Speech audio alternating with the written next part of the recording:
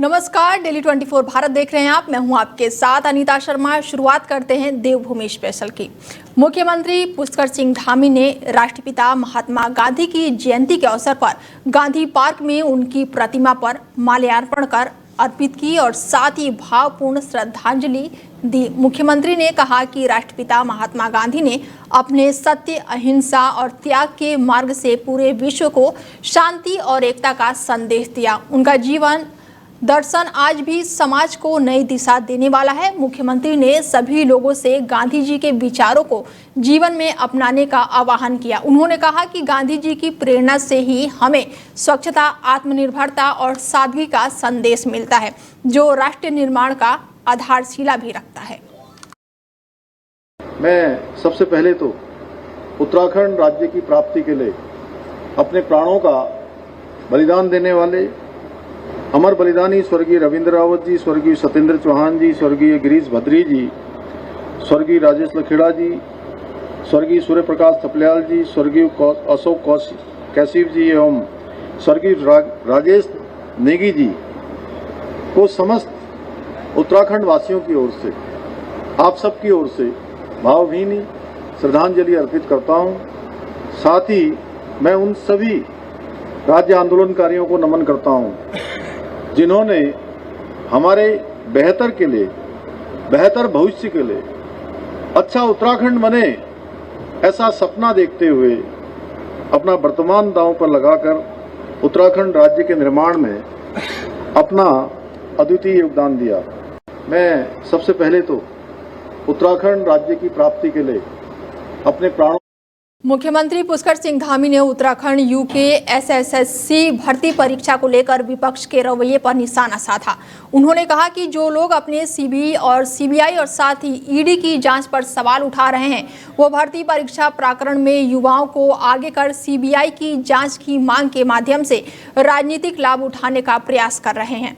बच्चों की परेशानियों को देखकर और अराजक तत्वों के षड्यंत्र को विफल करने के लिए उन्हें आगे आना पड़ेगा। उन्होंने स्वयं युवाओं से भेंट कर उन्हें आश्वासन किया है कि सीबीआई जांच कराने के साथ ही उनकी सभी न्यायिक मांगे पूरी की जाएगी। उधर मुख्यमंत्री पुष्कर सिंह धामी ने अपनी घोषणा के अनुरूप यूके एसएससी भर्ती परीक्षा की सीबीआई जांच कराने संबंधित पत्रावली को अनुमोदित कर दिया है और मुख्यमंत्री कैंप कार्यालय स्थित मुख्य सेवक सदन में बुधवार को शहरी विकास से जुड़ी कई महत्वाकांक्षी योजनाओं के लोकार्पण के अवसर पर मुख्यमंत्री धामी भर्ती परीक्षा के नाम पर राजनीति के लिए विपक्ष के रवैये से जबकर उन्होंने निशाना साधा।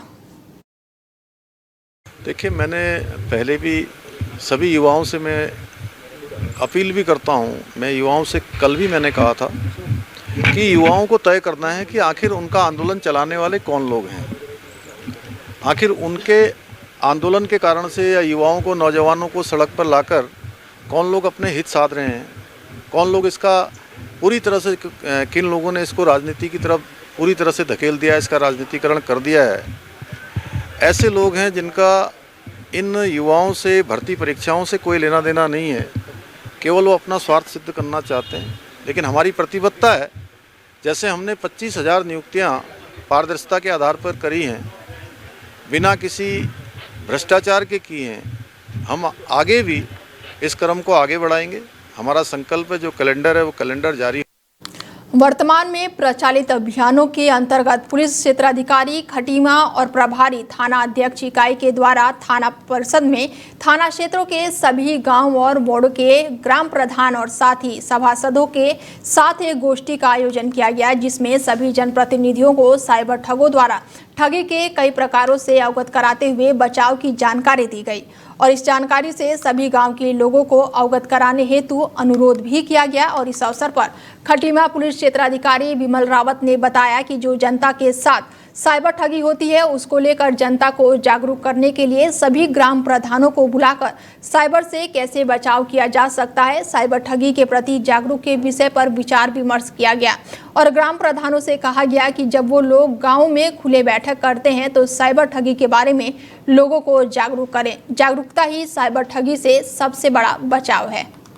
मैं जो आज की मीटिंग हम लोगों ने कंडक्ट करवाई है जनपद थाने में, वो जो है सारे प्रधान जो हमारे जनप्रतिनिधि लोग हैं उनको बुलाकर उनसे डिस्कस हुआ था कि भाई किस तरह से हमें साइबर फ्रॉड से बचना है, किस तरह से हमें डिजिटल अरेस्ट की जो कार्रवाइयाँ चलती हैं इलीगल एलिमेंट्स के द्वारा, उनसे कैसे सतर्क रहें। तो बेसिकली जानकारी अगर हमारे पास है वही बचाव है साइबर फ्रॉड और इन सारी चीज़ों के लिए। तो इसलिए हमारे सारे ग्राम प्रधानों से आके उनसे निवेदन ये किया था कि आप अपने गांव में जब खुली बैठक करते हैं तो लोगों को इस बारे में एक साथ जानकारी दे दें। उसके चलते हम लोगों ने एक अपना ग्रुप भी बनाने की प्लान आउट करी है, जिसमें कि तुरंत सूचना का आदान प्रदान हो सके और इस तरह की जो भी घटनाएं होती हैं या कोई नए तरीके आते हैं फ्रॉड करने के, हम लोगों को एक झटके में लोगों तक पहुँचा पाएँ, जिससे वो लोग सतर्क रहें और इस तरह के क्राइम हमारे एरिया में ना हो। पंजाब में आई बाढ़ के लिए देश भर से मदद भेजी गई। हरिद्वार के भगवानपुर से भी कई टीमें मदद के लिए गई, जिसमें एक नौजवान शमशाद का हादसे में हाथ कट गया था, जिसके बाद से आज उसकी मौत हो गई और उसके अंतिम संस्कार में शिरकत करने के लिए पंजाब के शाही इमाम हजरत पहुंचे और उन्होंने मृतक के परिवार से मुलाकात की और हर संभव मदद की पेशकश रखी और दुख जाहिर किया। उन्होंने मीडिया से बातचीत करते हुए कहा कि पंजाब बाढ़ पीड़ितों की मदद के लिए आई टीमों में 2 नौजवान शहीद हुए, एक मेवात और दूसरा उत्तराखंड के हरिद्वार जिले के भगवानपुर कस्बे का रहने वाला है और इसके साथ ही मस्जिद बनवाई जाएगी और उनके नाम से हादसों के बारे में शहीद होने वाले लोगों की जानकारी लिखी जाएगी ताकि ये मिसाल रहे। अल्लाह के नाम से जो बड़ा मेहरबान और निहायत रहम करने वाला है। आज आपके यहाँ अक्सर में आने का मकसद ये है कि पंजाब में जब बाढ़ आई तो लुधियाना जामा मस्जिद से जब ऐलान हुआ कि मुल्क के मुसलमान अपने पंजाब के भाइयों के साथ आके खड़े हों, तो माशाल्लाह इस दौरान तकरीबन 3000 मस्जिदों से जो रसद जो है वो पहुंची, जिसमें उत्तराखंड के जो लोग हैं इन्होंने बड़ी माशाल्लाह मेहनत की है। तो यहाँ भगवानपुर से जो काफिला हमारे यहाँ आया था आज से 10 दिन पहले, तो उसमें हमारे शमशाद भाई जो हाजी कौसर साहब के बेटे हैं, तो वो भी पंजाब के बाढ़ इलाकों में गए, बहुत सी खिदमत की। तो जब वो वापसी पर थे तो यहाँ उनका एक एक्सीडेंट हो गया जिसमें उनका एक बाजू कट गया था। तो उसके बाद जब वो ज़ेर इलाज थे तो कल वो इंतकाल फरमा गए। तो ये खबर सुनी तो बहुत दिल को रंज हुआ, तकलीफ हुई। आना वैसे भी था क्योंकि पूरी आपकी स्टेट का शुक्रिया अदा करना था, क्योंकि यहाँ सिर्फ मुसलमानों ने ही नहीं, यहाँ के हिंदू भाइयों ने भी, दलित भाइयों ने भी, सब लोग जब जिस गांव के लोग आए पंजाब, तो उसमें माशाल्लाह सभी।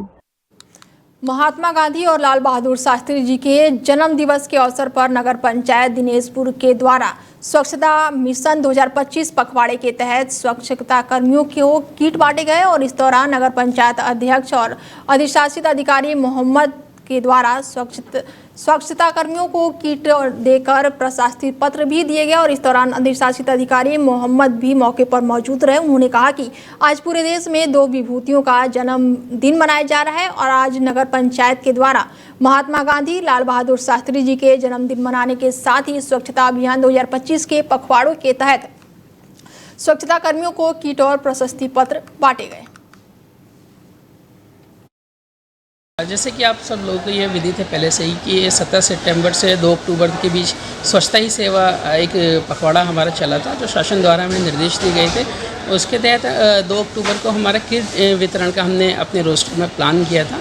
जितने भी पर्यावरण मित्र हमारे यहाँ कार्य करते हैं हम उनके लिए किट वितरण का एक प्रोग्राम किया था और माननीय अध्यक्ष महोदय द्वारा हमें निर्देशित किया गया कि हम उनको एक प्रशस्ति पत्र भी दिया जाए ताकि लोग प्रोत्साहित हों और अच्छा कार्य करें। बद्रीनाथ धाम के कपाट 25 नवंबर को शीतकाल के बाद शाम 2:56 पर बंद होंगे। 21 नवंबर से पंच पूजाएं शुरू होगी और विजयदशमी के अवसर पर मंदिर ऊखी में पंचांगण के अनुसार तिथि सुनिश्चित की जाएगी। विजयदशमी के शुभ अवसर पर मंदिर प्रांगण में वैदिक मंत्र उच्चारण के साथ पंचांगण के साथ ही शीतकालीन कपाट बंद करने की तिथि निकल गई और इसके साथ ही 5 नवंबर 2025 को प्रस्थान किया जाएगा और इसके बाद से 6 नवंबर 2025 को बाबा के कपाट सभी श्रद्धालुओं के आगामी 6 माह के लिए बंद किया जाएगा। उत्तराखंड के चमोली जिले में एक बार फिर से कुदरत की आफत से लोगों में डर और दहशत है। दरअसल यहां पर काली पहाड़ी से अचानक ही मलबा और पत्थर गिरने लगा, जिससे सड़कें जाम हो गई। पहाड़ी से मलबा अचानक ही भरभरा कर गिरने से धूल का गुब्बार छा गया और सड़क बंद होने से गाड़ियों की लाइनें लग गई। तो वहीं पहाड़ी से मलबे गिरने और सड़क बंद होने से 21 गांव से संपर्क टूट गया है। हालांकि जिस दौरान काली पहाड़ी से अचानक भरभरा कर मलबा गिरा उस दौरान सड़क पर कोई नहीं था, जिससे कोई जनहानि नहीं हुई।